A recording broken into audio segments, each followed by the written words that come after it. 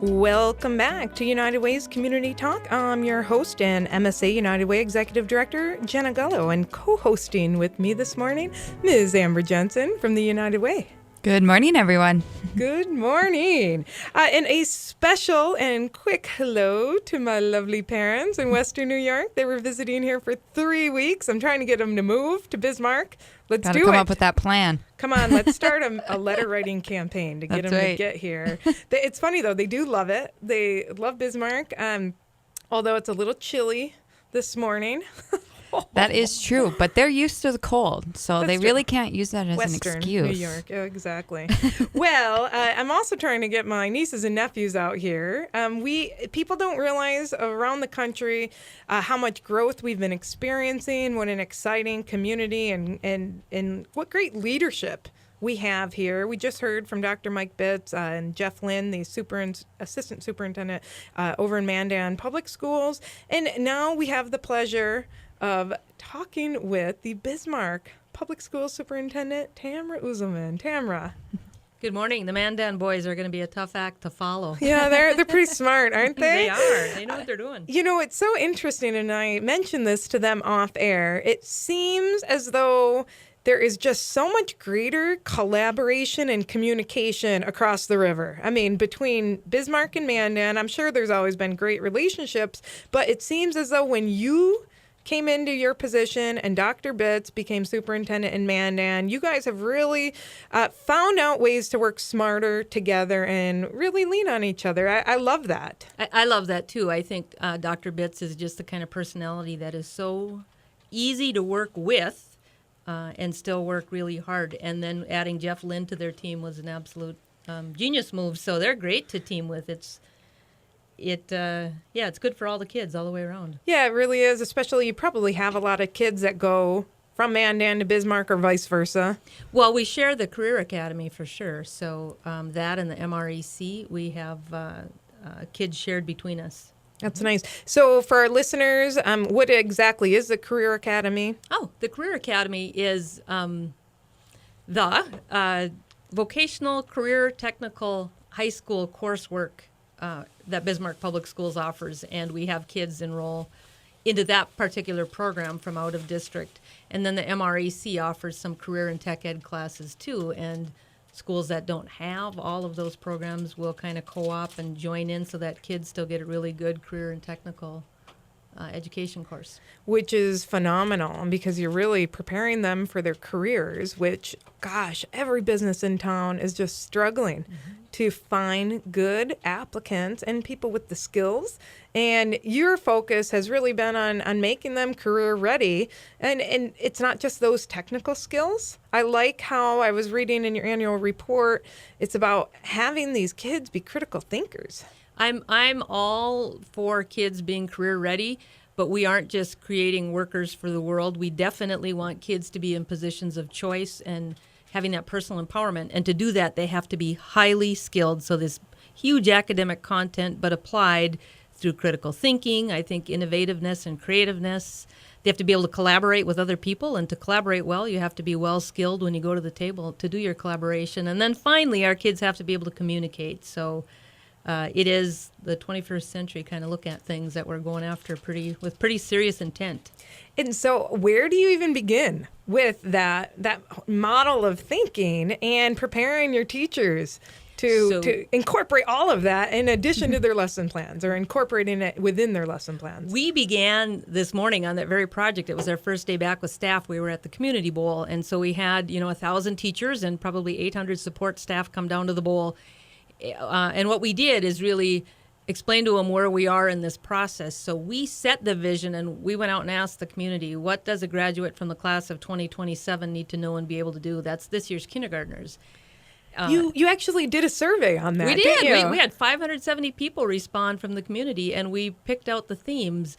And they are themes that revolve around being able to communicate, having high academic content, being able to collaborate and work well with others who may be like them, but who may be from a very different culture than they're from. Absolutely. Creativeness or innovativeness or entrepreneurial spirit, however you would describe that, that was a very big deal for folks.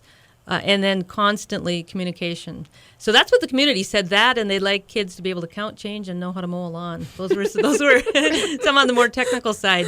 I'm surprised writing, with grammatically correct language, and oh my gosh, that just kills me all the time. Social media shorthands it, that's for sure. So So how do you communicate that vision and have your professional staff implement that? That's a big task. So I was asked to communicate my vision, and I thought people knew that, but I found out they didn't. And then I thought, well, who cares? Because it's not just my school. I wanted to know what the school board members said. So they told us what they wanted for their own kids, and then the executive team members, all the principals.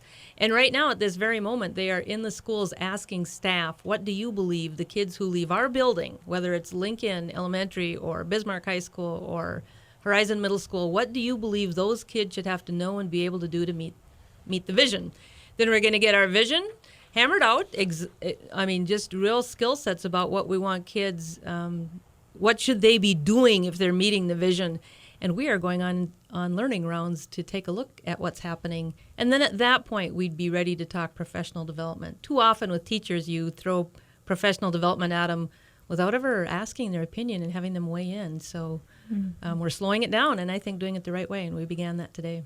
God bless you. You're really amazing, Tamara. Everything that you figure out a way to fit into your schedule, it's really astounding to me. I admire you so much. So what advice do you have for other professionals out there to be able to handle all of this? Because I can grasp the time and energy that going about it this way takes, but yet the results are going to be so much more powerful when you're empowering your every level of your staff. Well, if you want to go fast, you go alone, but if you want to go far, you go together.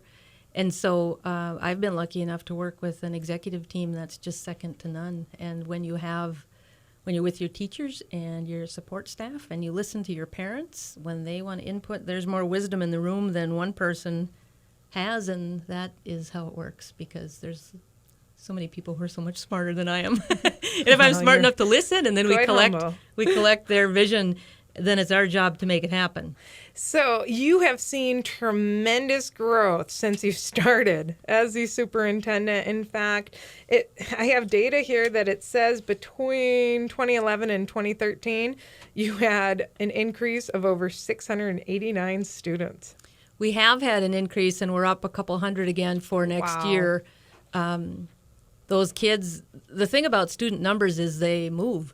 And so that growth in 600 some kids might actually be a difference of 900 kids because 300 came and went. And that really impacts a classroom pretty greatly. The mobility is the biggest factor for kids. But we have been growing. Lincoln Elementary is full. Liberty Elementary is full. Our school board knew they would be, just like the demographer said. But they were conservative in their growth plans. And so we have enough space right now, but we know we're going to have a middle school issue in the very near future. Wow. So does that mean a new school is on the horizon? I think it means we have to do like we were talking about earlier, bring the people into a room and hear what they have to say. It's their school district. What do they want for their children, and how do we problem solve together? Because growth looks imminent. It's not going away. And that's exciting to me.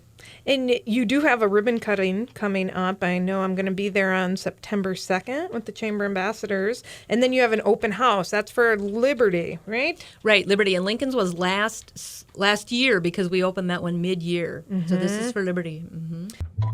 Welcome back to United Way's Community Talk on Super Talk 1270. I am Jenna Gullo, the Executive Director of the MSA United Way. We are talking today about the education in the Bismarck Mandan community. We have a fantastic guest, Tamara Uselman, the Superintendent of Bismarck Public Schools. Tamara, thanks for being here today. Yeah, thanks for having me over. You know, you have so many strong points as a leader in our community, Tamara, but one of them is your ability to collaborate and communicate and really, set your vision, and people just love to follow. I mean, they really do, because they feel a part of it. And so I just want to thank you for everything you've done for our community, because your vision is really inclusive, and you empower the people who work with you. So thank you for that.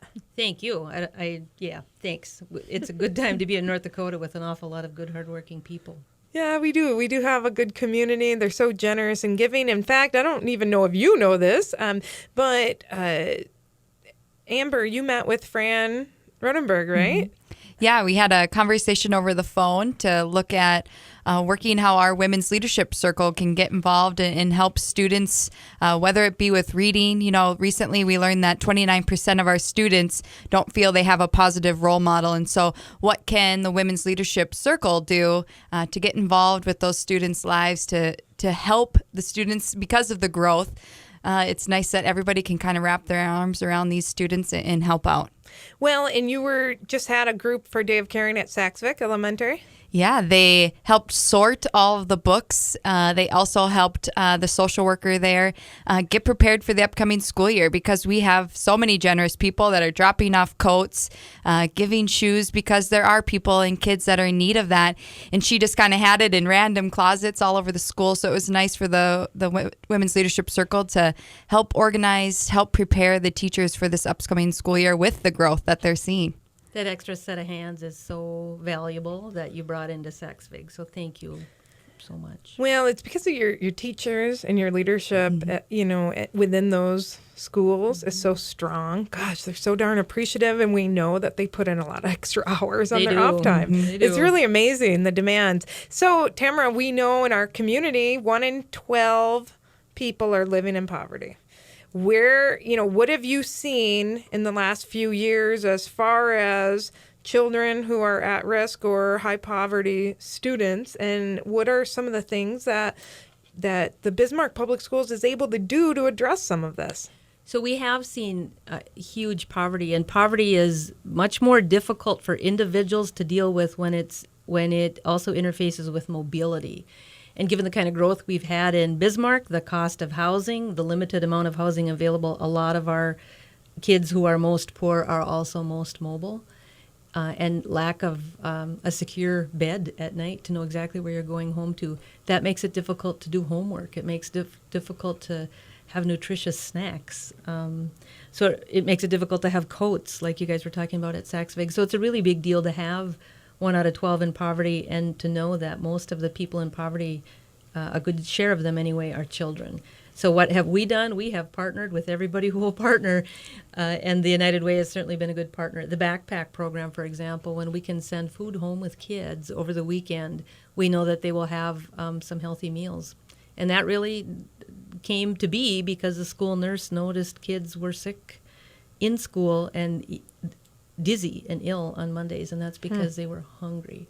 How do you concentrate if you're not? You can't. I mean, eating all weekend. And with some of our most destitute kids, we see their anxiety when it comes to be Friday, and they know there's not going to be breakfast and there's not going to be lunch for them. So this backpack program is just a godsend. In this country, the richest country in the world, we can feed our children. The nice thing is the community is very responsive to the needs that are presented. And I just have to thank everyone out there. If you've sponsored our United Way backpack program, it's $4.50 for a backpack full of food. And through United Way's backpack program, we can make sure those kids are eating. It's a simple solution, but through Bismarck Public Schools and your collaboration, we are able to go beyond that immediate need and send case managers into the home. So I appreciate your willingness to work with us in looking at the needs that extend beyond the school day. Well, the part that's most exciting for me is that the case management work done, for example, through Neighbors Network or whatever group, it's designed to make the family more independent and more stable over time. It is not designed to create any kind of dependency. And I so admire changing long-term outcomes because we learned this from our speaker. Anyone can learn anything. So families can learn, even when they're under duress, how to become more independent and more self-sustaining. So you mentioned your speaker this morning. Tell us, who'd you have come in and what was the topic? We had Steve Ritz come in, and he is from the South Bronx. So when you mentioned New York and you wanted your parents to come over, to have them stop in Minnesota and get my family too, because it is a great time to be in North Dakota. And Mr. Steve Ritz was in love with North Dakota when he was here. But he's a man who's taken an urban poor, just a core of urban poverty, desolation, abandonment, and he's turned it into what he calls the Bronx Green Machine. His kids are growing food for families. His kids, who are the poorest of the poor, are raising food for other people, and they're donating to orphanages No in kidding. Africa, and they're learning how to take care of themselves and how to take care of the world. So he really has changed outcomes for the poorest of the poor kids. What life lessons. How Absolutely. inspiring. He was so motivating. Wow. And so, I think you are just as motivating to our community and to your team. So what are some of your goals? What's your vision for the Bismarck Public Schools in our community? So we have actually a relatively easy to follow vision. First, all means all. Every single kid who comes to us should be given that guarantee that public education offers, and that is to be well skilled for the world they're going to live in, this 21st century, not the 20th one, which all of us grew up in. So that's one of ours. All means all. A few other things we know is that movement is magic, and what kids put inside their bodies for food is really important. So we want them to make long-term healthy decisions. We want them to be able to use technology to solve real problems without doing naughty stuff out in the digital world, because the internet is an unforgiving beast, and it remembers forever these kind of posts that kids have. We want them to take care of the environment, to reduce and reuse and recycle. And in that order, actually, reduce first, reduce their consumption. So we want them to be career and college ready, using those 21st century skills. And those are the things we focus on at Bismarck Public Schools. Wow. Just a small Pretty list. lofty goals. Is that it? Is that all you got? Well, there's a whale of a good team. We have 1,000 teachers and probably 800 people in support positions, whether it's the superintendent, and my job is to support the learning, or whether it's a custodian, that custodian's job is to support the learning, or the school cook. Absolutely. So all of us. Yeah. And so how do you incorporate parents into this vision, and what can they be doing to help their child succeed? We get the opportunity to build a relationship. You talked about that with Dr. Betts and Jeff Lind, and that relationship building is what matters. So we know this. Parents send to us the very best kids they have. They don't keep their perfect children behind the sofa and then send, trouble. We are blessed with the opportunity to educate kids. There's a number of choices parents could make. They're choosing Bismarck Public Schools. So that trust bond is pretty significant to us. And then the best thing that parents can do is work directly with their classroom teacher. They can learn the curriculum, they can learn the goals, and they can work with their children. And what can the community be doing? Well, anytime the community has been asked, they've supported us. So all I can say to the community is thank you. We needed space desperately. You believed it. You provided it for us. Some of these partnership programs for the most destitute kids, people have stepped up. Well, thank you, Tamara, and thanks for your leadership. Thank you to your hardworking team. Also, a special thank you to Dr. Mike Bitts, the Superintendent, Mandan Public Schools, and Jeffrey Lynn. Happy birthday, Jeff. We want to thank our community for supporting one another and being there for kids who need them the most. Bismarck Public Schools has had an increase on average of 350 kids per year. Mandan has an extra 115 students this year. We are growing. We are being proactive, and we only do this by working together. So thank you to everyone. Thanks to Town Square Media. We will be back in just 2 weeks from now. Tune in to United Way's Super Talk, United Way's Community Talk on Super Talk 1270.